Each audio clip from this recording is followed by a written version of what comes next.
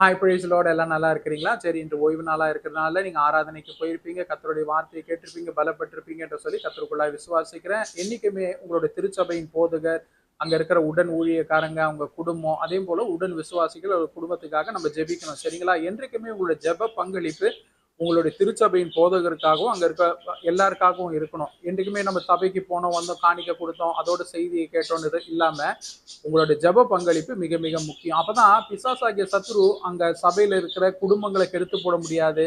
என்றைக்குமே உங்களுடைய ஜெப சப்போர்ட் வந்து அங்க சபைகளுக்கு இருக்கும்போது பிசாசா வந்து அவன் அவ்வளவு சீக்கிரத்துல ஒரு காரியத்துல அவன் தலையிட முடியாத நுழைய முடியாதபடிக்கு ஆண்டவர் பார்த்துக் கொள்வார். சரிங்களா? இன்றைய தினத்துல நான் ஆண்டவரிடத்துல கேட்டேன், எதை குறித்து ஆண்டவரை நான் பேச வேணும், எது உங்களுடைய சுத்தமா இருக்குது ஆண்டவர்? ஏன்னா இந்த வாரத்திற்குரிய வார்த்தையை ஆண்டவரிடத்துல நான் கேட்டபோது ஆண்டவர் சொன்ன காரியம் என்னன்னா, என்னுடைய ஜனங்கள் அறிவில்லாமையினால் கெட்டு போகிறார்கள், என்னுடைய ஜனங்கள் மதிக்கேட்டினால் கெட்டு போகிறார். ஆனா அவர் கொடுத்த அந்த ஆதாரமான வசனம் என்னன்னா, நீதிமொழிகள் 19ஆம் அதிகாரம் 3ஆம் வசனத்தை தான் கொடுத்தார். மனுஷனுடைய மதியினம் அவன் வழிகளை தாறுமாறாக்கும், ஆனாலும் அவன் மனம் கர்த்தருக்கு விரோதமாய் தாங்கள் அடையும் என்று சொல்லி. எப்படின்னு பாத்தீங்கன்னா, மனுஷனுடைய மதியினம் அப்படின்னா நான் சொல்லிடுறேன் கேட்டுங்க.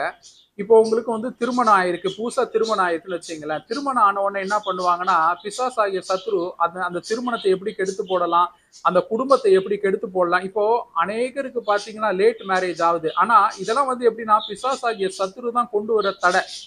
அப்போ அவன் என்ன பண்ணுவானா, மேரேஜ் ஆன உடனே என்ன பண்ணுவானா, உங்க மனசுல இருதயத்துல சகோதரர்மார்கள் இல்ல சகோதரிமார்களோட இருதயத்துல பேசுவான். உன்னோட பாஸ்ட் லைஃப் வந்து இப்படி இருந்துச்சுல்ல, இப்போ உனக்கு ஆண்டவர் ஒரு மனைவியை கொடுத்திருக்கிறார்ல, நீ கர்த்தருக்கு முன்பாக நிஜமாவே ரட்சிப்பு அடைஞ்சிருந்தனா, நிஜமாவே நீ உண்மையா இருந்தினா உன் பாஸ்ட் லைஃப்பை பத்தி உன் மனைவி கிட்ட சொல்லுன்னுவான்.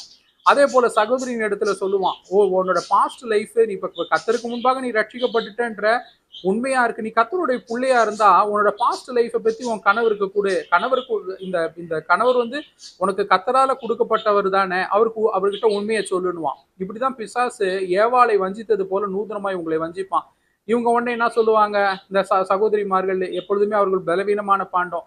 அவங்க என்ன சொல்லுவாங்கன்னா, எனக்கு பாஸ்ட்ல நான் காலேஜ்ல படிக்கும் போது எனக்கு ஒரு பாய் ஃப்ரெண்ட் இருந்தா, நான் இப்படி பண்ணியிருக்கேன், நான் ஸ்கூல்ல இருக்கும்போது இப்படி பண்ணியிருக்கேன், அப்படி இருக்கேன். அவ்வளவுதான், அந்த திருமணம் உடைய ஆரம்பிச்சிடும். இல்ல சகோதரமார்கள் என்ன சொல்லுவாங்கன்னா, நான் ரொம்ப ஊதாரியா இருந்தேன், ரொம்ப இப்படி இருந்தேன், கர்த்தர் தான் என்னை ரட்சித்தாரு, எனக்கு கேர்ள் ஃப்ரெண்ட் எல்லாம் நிறைய பேர் இருந்தாங்க.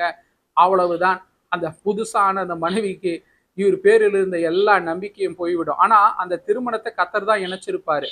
நீங்க என்னைக்குமே ரட்சிக்கப்பட்டுட்டீங்கன்னா உங்க பாஸ்ட் லைஃப்பை பத்தி தயவு செஞ்சு பேசாதீங்க.